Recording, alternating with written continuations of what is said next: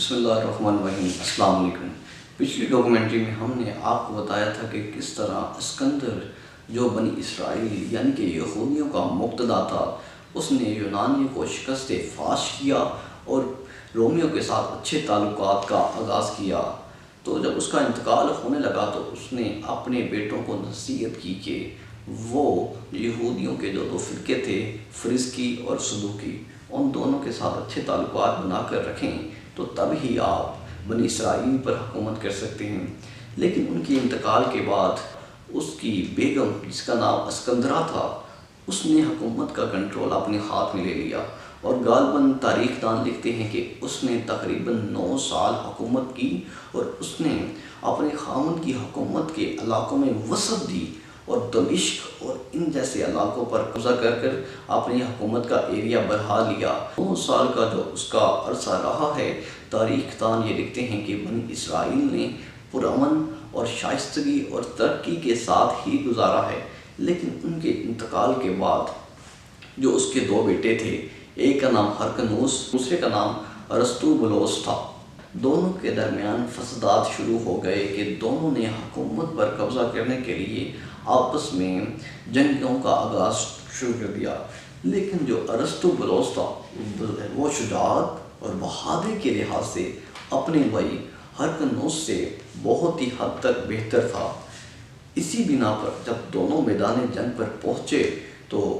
ہرکنوس نے اپنی شکست کا اظہار کیا، ارسطوبولوس اس سے معافی مانگی، لیکن ہرکنوس چالاکی اور خوش فہمی اور عقل کے لحاظ سے اپنے چھوٹے بھائی سے بہت ہی حد تک بہتر تھا، اس لیے اس نے شکست تو اس سے تسلیم کر لی، لیکن اندر ہی اندر اس نے پلاننگ کرنی شروع کر دی کہ وہ کس طرح اپنے بھائی کو شکست سے فاش کرے اور اس کی حکومت پر قابض ہو۔ لیکن وہ اس وقت تو خاموش بیٹھا رہا، کیونکہ وہ جانتا تھا کہ اس کے بھائی جس کا نام ارسطوبولوس ہے، اسے ابھی تو رومیوں کی حمایت حاصل ہے، اور رومی اس وقت سپر پاور تھے۔ اگر وہ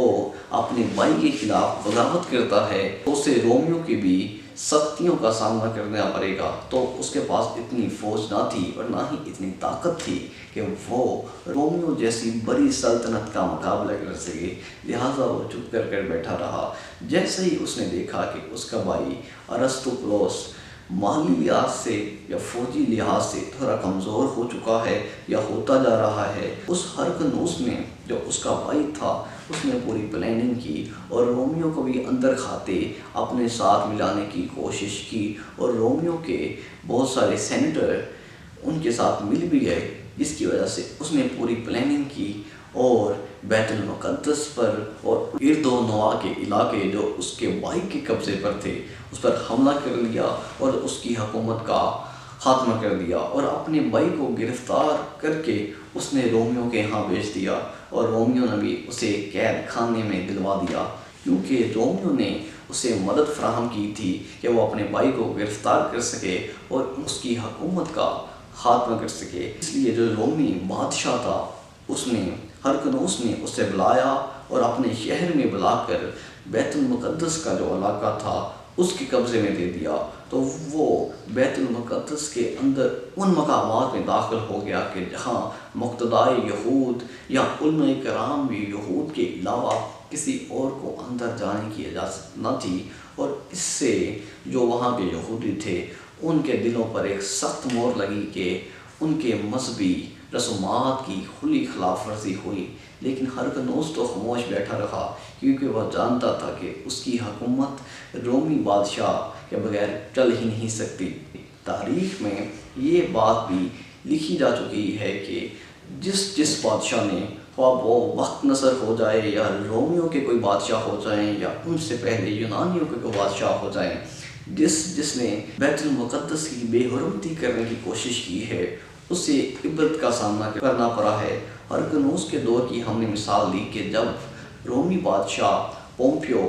آ کر بیت المقدس میں داخل ہوا کہ جہاں مقتدائے یہود صرف جا سکتے تھے، تو اس نے بے حرمتی کی یہودیوں کے مطابق۔ اس لیے جب وہ واپس گیا روم میں تو روم پر ان کے خلاف مختلف کیسز بنائے گئے، اسے حکومت سے نکال دیا گیا اور اسے بددیانتی کا سامنا کرنا پڑا اور بعض ازاں اسے قتل کر دیا گیا۔ ہرکنوس جو یہودیوں کا بادشاہ تھا وہ ایک مقتدائے یہود کی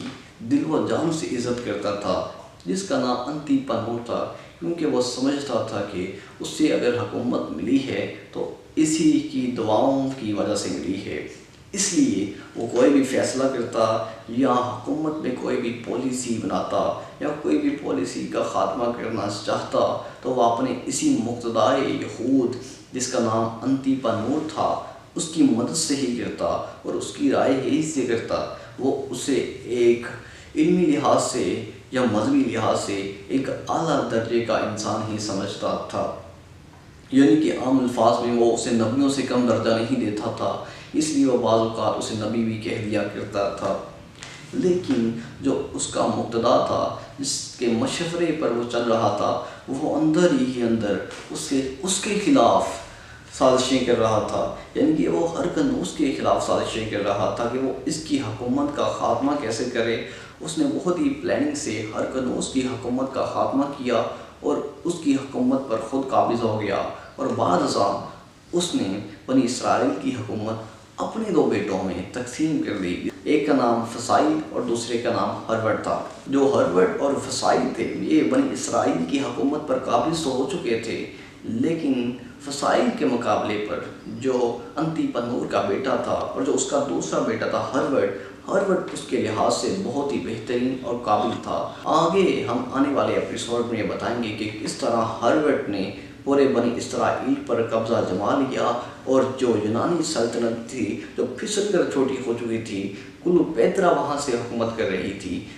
تو ہربٹ نے کلوپیٹرا کے ساتھ اور رومیو کے ساتھ کیسے تعلقات کیے اور بنی اسرائیل کو کیسے ترقی دلوائی۔ دیکھتے رہیں اور اپنے چینل سروے آف ہسٹری کو سبسکرائب کیجیے۔ شکریہ۔